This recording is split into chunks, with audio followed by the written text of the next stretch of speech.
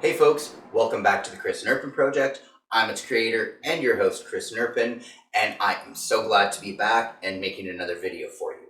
Before I get into today's video though, I have to show you something that's very exciting, and if you haven't seen it, let's talk about TARDIS in the room.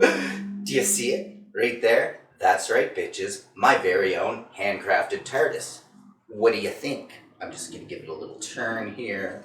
Do you see that? Do you see that? It's fucking wonderful. Yes, a very special thanks to Gary at Laserworks North who put this together and sent it to me. I love it. Such great craftsmanship. I'm going to put a link to their Facebook page in this video. You should go check it out. If you want one of these, I'm sure he'd be happy to make one for you and send you. They have tons of really neat, really well crafted things for you to use in your personal life, to gift to others, and to just say, look, I got my own fucking TARDIS. Aren't you jealous? That's right. Just set that back over there. I hope it doesn't distract you too much as we go on in this video. I promise I'll try not to let it distract me. I've had it for a little while now, so I can handle it. So anyways, back to today's video. Well, it's been a little while, and I have done a lot of recording, and to be honest with you, it was really hard to watch those recordings and critique myself. I realized that I was speaking too fast, that I seemed to be all pent up, and I just wasn't happy with most of it, and there is hours of it, but it's not great. So I've taken that constructive criticism that I beat myself up with, and I'm going to try to work on better videos moving forward. That said, today's video, I thought we would talk about something that happens here in Canada. It happens weekly. It happens here in Ottawa, up on Parliament Hill, and it's a little thing called Question Period.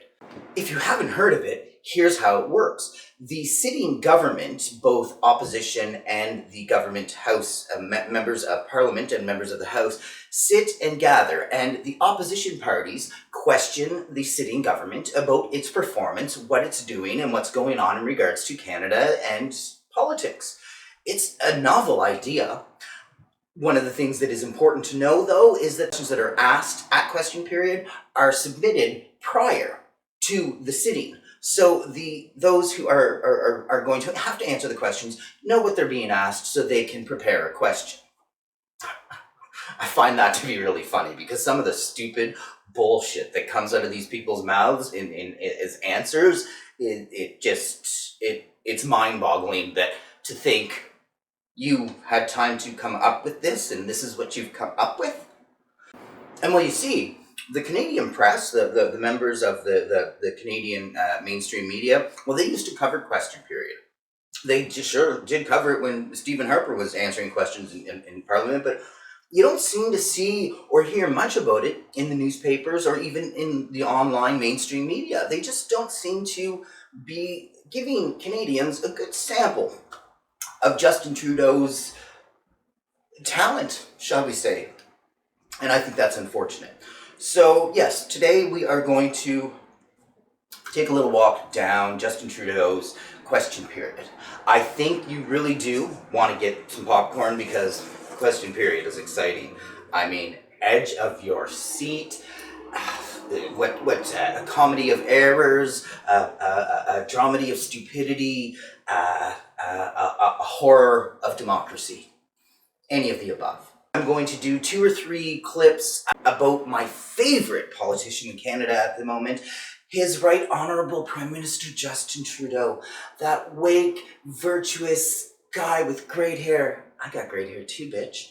And yeah, we'll just, I think the Canadians should really get an opportunity to see how well he performs in the House of Commons. He certainly does bring that drama teacher experience with him.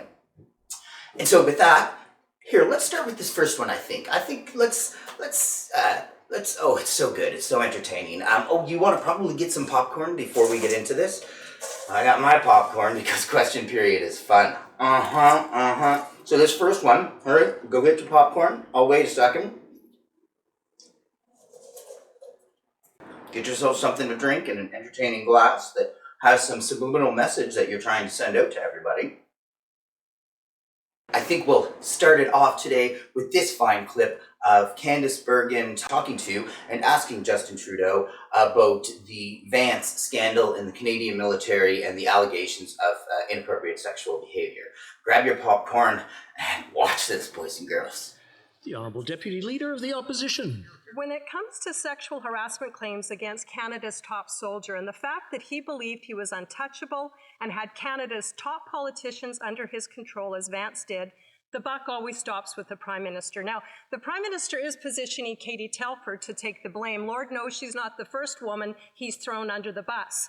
But isn't it true that when the Prime Minister says he believes women, what he actually means is he's going to be covering up for the boys?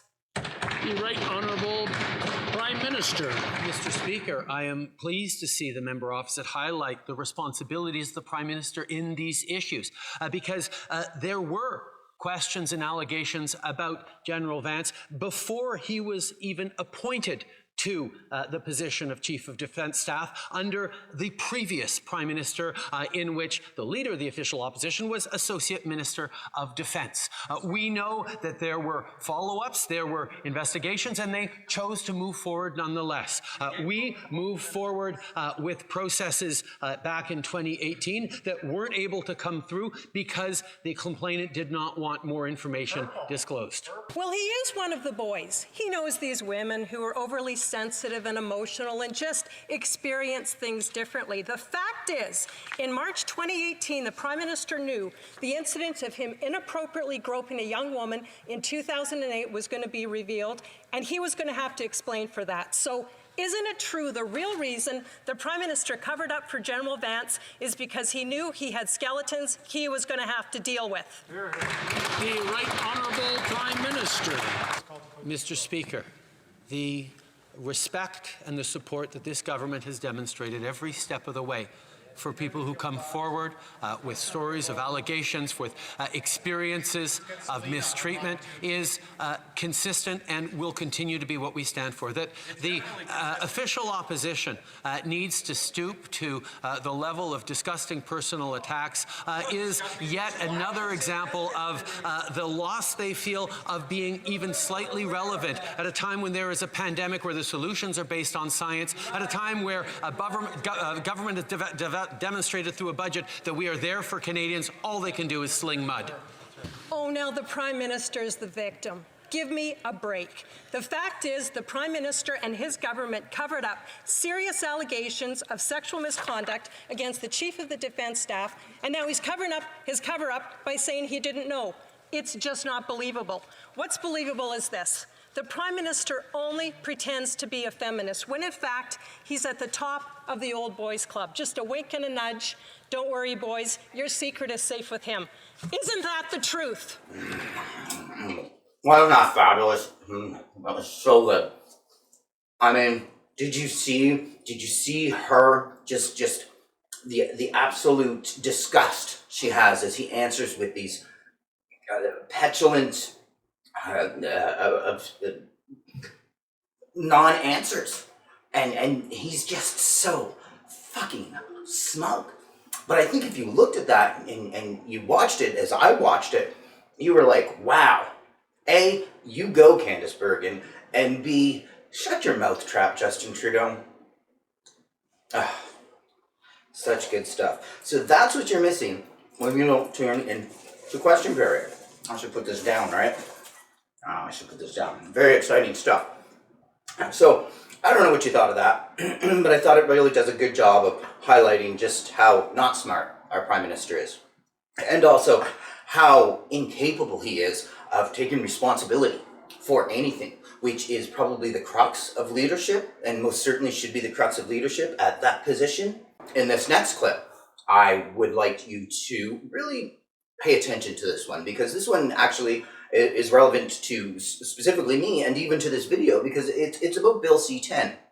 And it's an MP questioning Justin Trudeau and asking him questions about the bill. And it's really quite remarkable to see how he, A, can't answer, and, well, I'll just let you watch it. I'm going to grab my popcorn. I'm going back in. javelin. Instead of the Prime Minister fixing his own ethical problems, is the real plan to silence his critics online instead? Mr. Speaker, while the Conservatives again resort to personal attacks and mudslinging, we will continue to stay focused on what matters to Canadians while Conservatives continue to focus on me.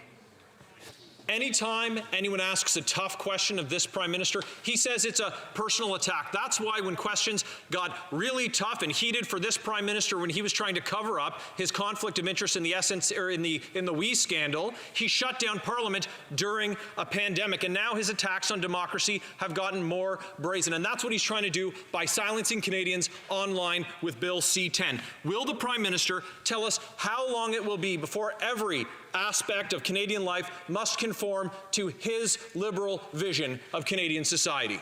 The tinfoil hats on the other side of the aisle are really quite spectacular. Our focus throughout this pandemic has been focused on Canadians, on supporting hardworking Canadians, on supporting artists, on supporting workers, on supporting women, on making sure that vulnerable Canadians get the support they need throughout. We will continue to stand up to defend freedom of speech, stand against hatred and discrimination, and do it while supporting Canadians to both get through this pandemic and come roaring back on the other side. That is our focus, Mr. Speaker. The Conservatives can continue to focus on me. We'll continue to focus on Canadians. Well, just like we heard from this Prime Minister that the story in the Globe and Mail was false, he can't be believed. Let's listen to Michael Geist, Canada Research Chair in Internet Law at the University of Ottawa. He said, and I quote, "The Prime Minister keeps saying in the House of Commons that Bill C-10 only covers professional, for-profit content. Simply false. The word, quote, professional doesn't even appear in the bill, which now clearly covers user-generated content given the government's amendments," close quote. So who should Canadians believe? This Prime Minister or Canada's leading internet law expert? Yes, that's right, Justin Trudeau. Those tinfoil-wearing hat Conservatives. How dare they stand there and every time they question you, just come at you with personal insults. Oh, imagine. Oh, that poor man. I don't know how he gets up and does it every day. Actually, I don't know why the fuck he still does. Yeah, that's our Prime Minister at work. Such a fine piece of specimen, isn't he? So, you know what? There's another one, another favorite. And then there's this one. This one is also C10, and it's all 2021 because it's actually the MP isn't sitting in the House but is joining from Zoom, and then Justin Trudeau is in the House. And when he sits in the House, you see the pomposity exude from him. So, you probably don't want to eat during this one because, yeah, if you look at him too closely, it might just... Consider yourself warned. And enjoy! Wow, I thought the Prime Minister was going to mansplain net neutrality there for a moment, but it looks like he doesn't even understand the definition because he couldn't define it. The Prime Minister tries to mislead Canadians by saying that Bill C-10 is against web giants and it's about promoting Canadian artists and content. So let's have some fun. Do a little quiz. There's a movie. It's called Ultimate Gretzky. It's about none other than Canadian-born Wayne Gretzky, who is often described as the greatest hockey player ever. It's also filmed largely in Canada. So through the chair to the Prime Minister, is this movie Canadian enough to pass as Canadian content? The Right Honourable Prime Minister. For many years, Canada has put in place measures to support and promote Canadian content, to create the kind of film and production industry that led to the creation of many of the great content, like what the honourable member is talking about. The fact is, we made choices to highlight and privilege Canadian content over foreign content. That is exactly what we're going to continue to do and give the tools to the CRTC to do in an increasingly digital world to make sure we continue to find and tell and share stories of Canadians, great Canadians like Wayne Gretzky. Well, that was embarrassing. A whole lot of ums and ahs and a few stumbles, and yet isn't able to define Canadian content. Likes to talk about it a lot, though. It's just so amazing to see female leaders in this country going after Justin Trudeau. because I don't think they can do it within his own party, because we know what happens to any woman who stands up to Justin Trudeau and his party. So I imagine it must be, just so incredible. And I really think that Justin Trudeau, in his feminist ways, should almost thank them before he answers any question. He really should stand and say, I'd like to thank the member opposite for not just only being a woman, but being for a woman leader and overcoming so much of what I, as a white man, have imposed on you. So thank you. Thank you for your questions. And then he can say, but now I'm not going to treat you with any respect when I answer you in a misogynistic tone, and maybe call you a name, or distract, or defer, or deter. I'm telling you, question period, it's always so exciting, but now, like, bringing it back to you and trying to give you some feedback, there's like just so much internal motion. It's really, it's like the opposite of The Quiet Place, right? Like, nobody shuts up, and it's just nothing but horror and monsters, and you don't know who's going to come next. Yeah. So that's kind of what I thought I'd bring to you today. It's been a little while. I've had to spend a lot of time figuring out what I'm going to present, what I'm going to put together, and how I'm going to present it.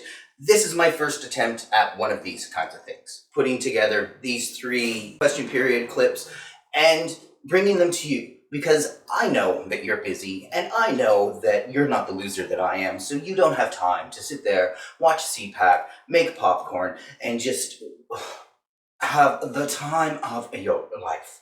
So how would I do it for you? And I will try to regularly bring you some of that. Let me know what you think of this video. Let me know what you think of this idea. Don't forget to comment on it. I would love to hear from you. I've missed you. I'm back. I'm going to keep trying with more content, a little calmer, as I think I was this time, a little more focused, and, well, hopefully still having a little bit more fun. And yeah, don't forget to like my channel. Don't forget to share it with others. Thanks for tuning in on this one. I hope you're doing well. I hope that you're not going COVID crazy like I clearly am a little bit. And, well, until next time, Nerpin' out.